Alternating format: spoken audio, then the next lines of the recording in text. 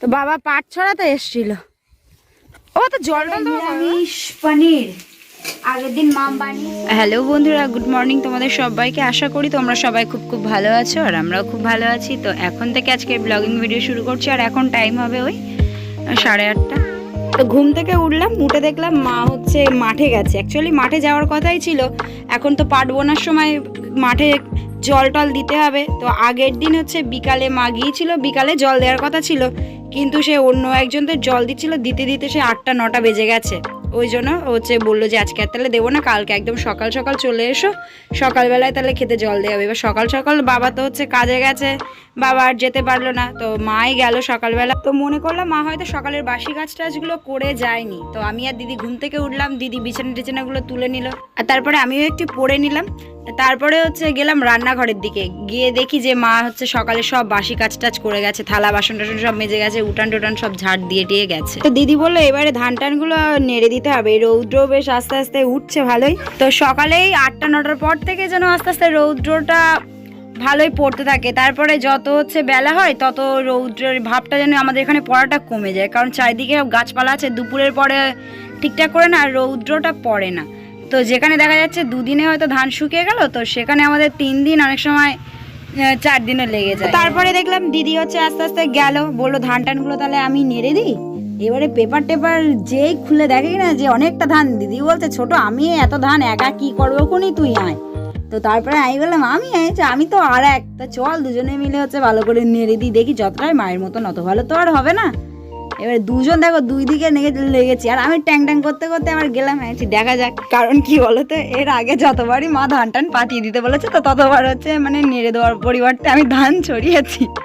এবার আবার না সেই করে ফেলি, ওই জন্য আমি বললাম দিদি আমাকে ডাকছিস, তা চল দুজনে মিলে নেড়ে দিই। তো যতটা পারলাম মোটামুটি হচ্ছে ধানটা চারিদিকে ভালো করে পাতিয়ে নেড়ে ছেড়ে দিলাম।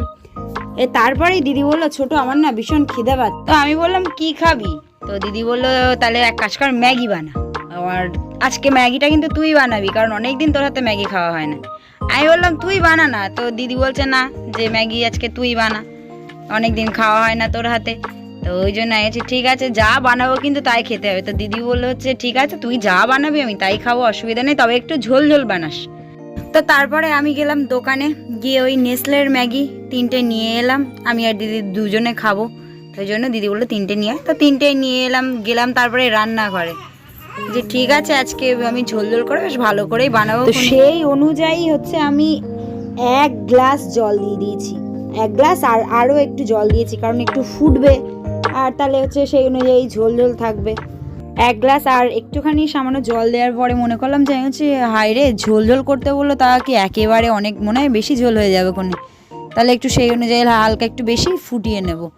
তো মা লাস্টে হচ্ছে বেশি ফোটাতে গিয়ে এত বেশি ফোটানো হয়ে গেছে ঝোল টোল। তো দেখি ঝোল টোল সব একদম মানে প্রথমে দেখলাম যে একটু কমে এসছে, ওমা আর সে যে একেবারে শুকিয়ে গেছে সে আর কে জানে। দিদির কাছে আমি নিয়ে গেছি, আমি জানি দিদি খেতে চেয়েছে, সেই অনুযায়ী আমি বেশ ভালো করে বানিয়েছি। আর আমারও বেশ ম্যাগি খেতে ভালো লাগে, কারণ আমার যদি ম্যাগি দেওয়া হয় তো আমার হচ্ছে 3 বেলা ম্যাগি দিলে আমার কোনো ব্যাপার নেই, আমার ভাতও লাগবে না, আর এতটাই আমার ম্যাগিটা খেতে ভালো লাগে। তো দিদির কাছে যেই নিয়ে গেছি, ও মা দিদি দেখি বলছে এই তুই কী করেছিস? জানিস কেন? কারণ আমি তো দিয়েই হচ্ছে একটু জল নিতে আবার রান্নাঘরে এলাম। দিদি বলছে আমি তোর বললাম যে ঝোল ঝোল বানা, তা তুই হচ্ছে একদম বসিয়ে ফেলেছিস। আচ্ছা কেন? আমি যে 1 গ্লাস আর একটুখানি জল দিলাম। তো দিদি বললো 3টে ম্যাগিতে তুমি 1 গ্লাস জল দিয়েছো, জলের পরিমাণটা আর একটু বেশি দেওয়া উচিত ছিল, তো সেটা তো আমি বুঝতে পারিনি। আর দিদিকে আমি বললাম, তো দিদি বললো ঠিক আছে তুই বানিয়েছিস এইটাই অনেক। তারপরে আমি আর দিদি আরও কথা বলতে বলতে আমরা দুজনে বেশ খাচ্ছি। তা একটা জিনিস তোমরা কি খেয়াল করেছো, সকাল থেকে আমরা কিন্তু একবারও আমাদের মাহিসোনাকে কিন্তু দেখাইনি। তারও একটা কারণ আছে, কি বলতো, অ্যাকচুয়ালি হচ্ছে যখন 7:30 বাজে তখন মাহিসোনার দাদাই এসে ওকে নিয়ে গেছে। তো দিদিরা আছে আজকে এই 2 দিন হচ্ছে। তো মেসোমণি বলছে যে আমার একটু অফিসটা ছুটি আছে, তা ওর সাথে তো খেলার সময় পায় না, তা এক কাজ করি তাহলে মেয়েটাকে নিয়ে আসি। তো মেসোমণি হচ্ছে ফোন করলো, বলছে যে ওকে গুছিয়ে দে তোরা। তো ঘুম থেকে মাইসোনাকে তুলে হচ্ছে ওকে রেডি করে দেওয়া হলো। তারপরে মেসোমণি এসে ওকে নিয়ে গেল। আমি আর দিদি ম্যাগি ট্যাগি খেয়ে গেলাম বাইরে। তো দেখি যে সবজিওয়ালা যাচ্ছে, আমাদেরও সবজি নেওয়ার ছিল, তো সবজিওয়ালাকে দাঁড় করানো হলো। আগে আমাদের পাড়ার দিকে কোনো সবজিওয়ালাই আসতো না, আর আমাদের বাড়িটা বাজার থেকে অনেকটাই ভিতরে। কোনোদিন কোনো কারণবশত যদি আমাদের বাজারে না যাওয়া হতো না, তখন সেক্ষেত্রে কি হতো, হয় দোকান থেকে এই ডাল আর নয়তো এই ডিম টিম এনে ওই সবই রান্না করতে হতো। আর সে তুলনায় এখন অনেকটাই সুবিধা হয়েছে, সত্যি বলছি অনেকটাই সুবিধা হয়েছে। কারণ হচ্ছে এখন সবজিওয়ালা অন্তত 2-3 জন, সেই সকাল 8টা-9টার পর থেকে শুরু করে সেই হচ্ছে দুপুর এমনকি 12টা পর্যন্ত ঘোরাফেরা। হয়তো বাজারে যে দাম সেই তুলনায় হয়তো 2-5 টাকা বেশি, 2-5 টাকা বেশি হলেও এখন প্রত্যেক দিনের সবজি আমরা রোজকার সবজি হচ্ছে সবজিওয়ালাদের কাছ থেকেই নিই, তো সেটাই আমাদের সুবিধা হয়েছে আর কি। লাল শাক হচ্ছে পনিরের উচ্ছে ভাজা করলে নাহলে উচ্ছেগুলো নষ্ট হয়ে যাবে। 15 আর 10-25 আমাদের 25 টাকা হয়েছে, দিয়ে যাচ্ছি।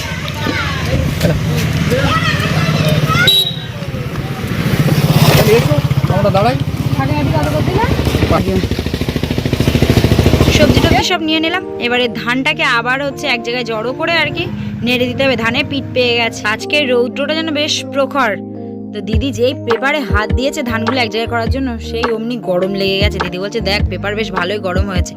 আর ধান অন্তত হচ্ছে দিনে 3-4 বার করে নেড়ে চেড়ে দিতে হয়, ঘন্টাখানি কিংবা ঘন্টা 2 পর পর ধানগুলোকে হচ্ছে নেড়ে চেড়ে নিতে হয়, আর নয়তো হয় না।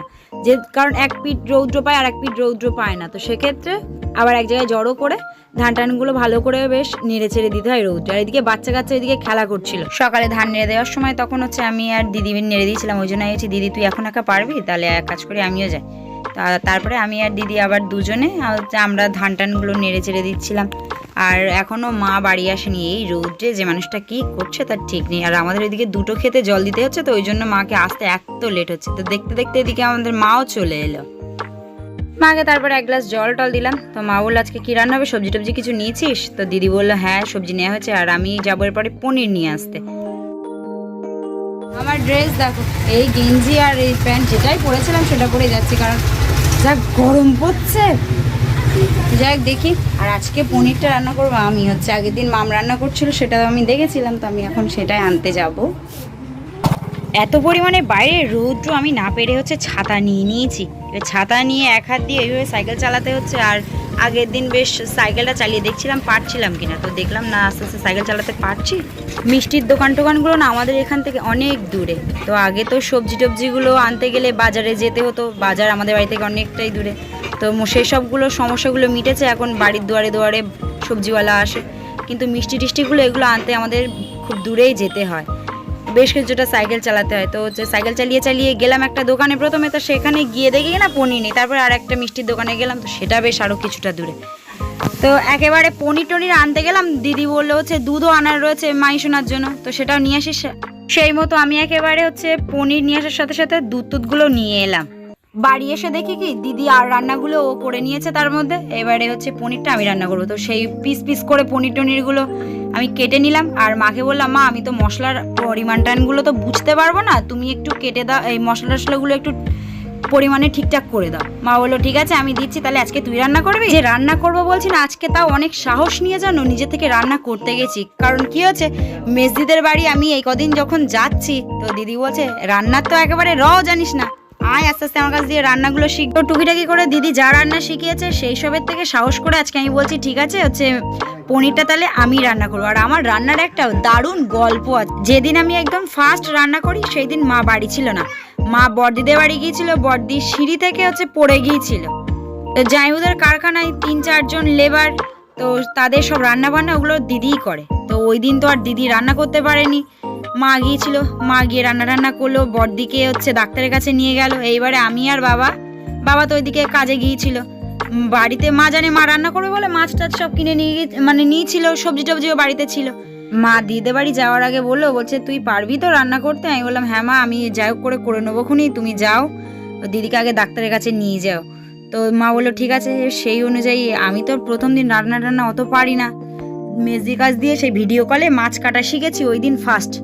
আর ফার্স্ট দিন আমি রান্না করেছিলাম হচ্ছে ফুলকপি আলু মাছের তরকারি। তো বাবা বাড়ি এলো কাজের থেকে, স্নান টান করে এসে বাবাকে খেতে দিয়েছি। তো খাওয়ার পরে আমি জিজ্ঞাসা করছি যেহেতু প্রথম রান্না করেছি, আমি বলছি বাবা রান্না কেমন হয়েছে? বাবা বললো খুব ভালো রান্না হয়েছে। এবার আমি আনন্দ করছি, আমি বলছি যে প্রথম দিন রান্না করলাম ভালো হলো। তারপরে হচ্ছে আমি যখন খেতে বসেছি তো দেখলাম ফুলকপিও সিদ্ধ হয়নি আর আলুও সিদ্ধ হয়নি, আর যে মাছটা দিয়েছিলাম মাছটা ভেঙে গেছে। তো তাও ওইভাবে বাবা বললো যে না, খেতে খুব ভালো হয়েছে। এই হয় মনে হয় বাবাদের ভালোবাসা। যখন বললো যে রান্নাটা কি ভালো হয়েছে তখন কত খুশি হলাম। তো খেয়ে দেখে কিনা যে রান্না খাওয়াই যায়নি, অথচ বাবা মুখ বুঝে সেই খেয়ে কাজ। আজকে আমি নিরামিষ পনির রান্না করছি।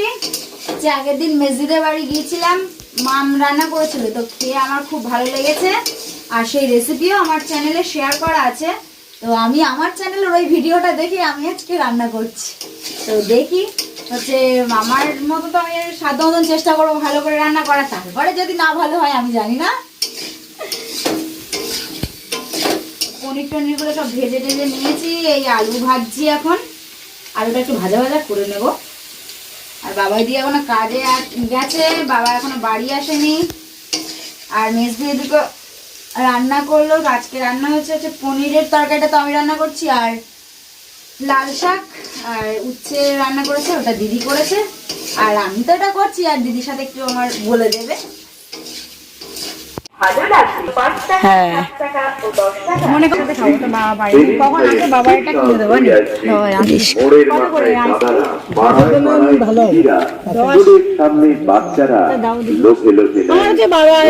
মনে করলাম চারজনে একসাথে খাবো না। ফ্রিজ ঠান্ডা মজা পান বাবা।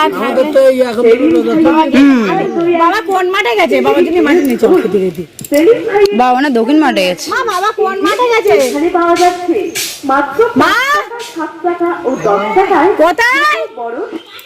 আমরা যাচ্ছি আইসক্রিম না একটা। মা তুমি কাকু কাছ থেকে 10 টাকা নি নাও, দাঁড়াবো না বাবার আইসক্রিম দিন। হ্যাঁ অবশ্যই ভালো হবে। এই নাও তুমি আছে কাকু কাছ থেকে 10 টাকা নাও, আমরা বাবার কাছে 10 টাকা। আচ্ছা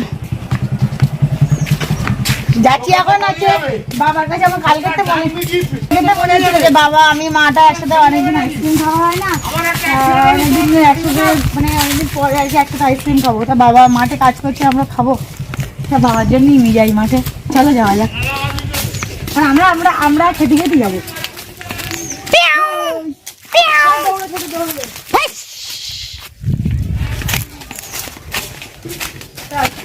তা আমাদের একটা দে খেতে খেতে যাই। আমার দিদি দৌড়াচ্ছে আইসক্রিম গলে যাচ্ছে বলে। ওরে আমি খোঁড়া, আমি অত জোরে দৌড়াতে পারবো না।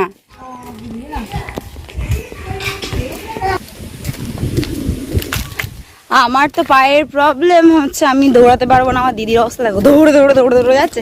আর আমরা এখনো খাইনি, হচ্ছে বাবাকে দেবো তারপরে আমরা সব খাবো একসঙ্গে।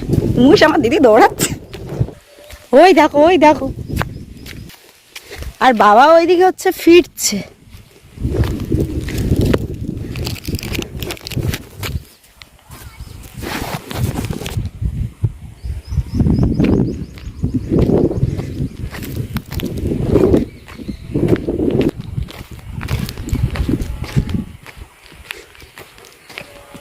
ওশ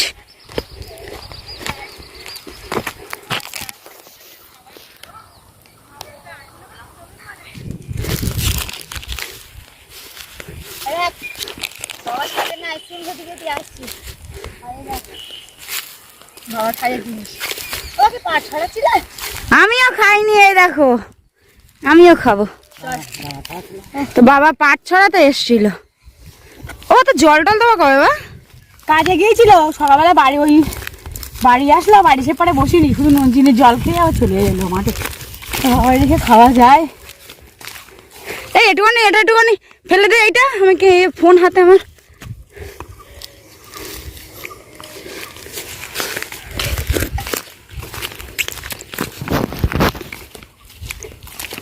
চলো আমরা বাড়ি যাই।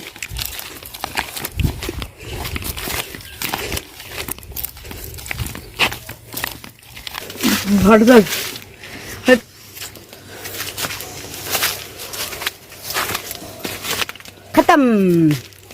তো চান দান করবো, তারপরে আবার খাওয়া দাওয়া করবো। আর রিভিউটা অবশ্যই দেখো আমি কেমন রান্না করেছি।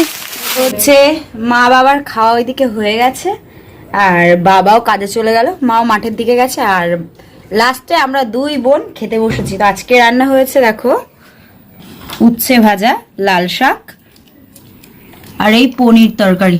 তো পনিরগুলো কাটা আমার একটু ছোট ছোট হয়ে গেছিল, একটু দেখো যেন কুচিয়ে কুচিয়ে মতন গেছে। আর এই দেখো দিদির আজকে প্রচন্ড খিদে পেয়ে গেছে, কখন থেকে বলছে যে খাবো চল, আর আমি ওইদিকে একটু এডিটিং করছিলাম বলে লেট হয়ে গেল।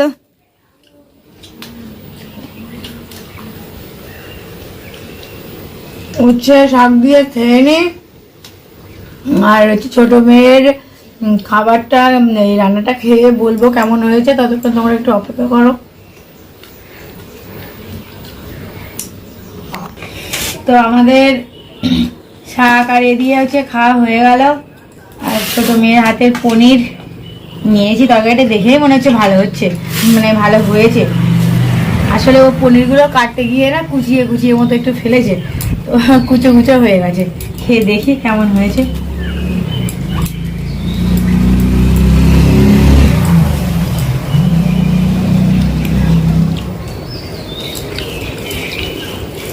দারুণ হয়েছে, খুব সত্যিই ভালো লাগছে। আর আমাদের ছোট হাতে রান্না ভালো, ওর একবার করে বলে দিলে ওর মানে রান্নার একটা পাক থাকে না, তো যথেষ্ট মানে স্ট্রং বলতে গেলে। ওকে একবার করে বলে দিলে আর দুবার মানে বলতে হয় না। ওর রান্নার হাত ভালো, এবং পরবর্তীকালে আশা করি ও আমাদের থেকেও বেটার রান্না করবে, তো এটাই আশা। আর তো যাই হোক, বাবাও বললো যে না খাওয়া গেছে। তো হচ্ছে অ্যাকচুয়ালি আমি মশলা একটু উল্টো পাল্টা করে ফেলেছিলাম, মানে যেটা আগে দিতে হতো সেটাই পরে দিয়ে ফেলেছিলাম, ওই জন্য ভাবছিলাম যে খেতে পারবে কিনা, তো দেখলাম না, টেস্টটা একেবারে খারাপ আসেনি, ভালো হয়েছে, মোটামুটি ভালোই হয়েছে। ভালো লাগছে। তো আমরা দেখি খাওয়া দাওয়া করে নিই। আমি তো আজকের ভিডিও আর কন্টিনিউ করছি না, আজকের ভিডিও এই পর্যন্ত। ভিডিওটা ভালো লেগে থাকলে অবশ্যই লাইক কমেন্ট শেয়ার করো এবং সাবস্ক্রাইব করে পাশে থেকো। টাটা, আসছি নতুন একটা ব্লগিং ভিডিওর সাথে, ততক্ষণ সুস্থ থেকো, সাবধানে থেকো।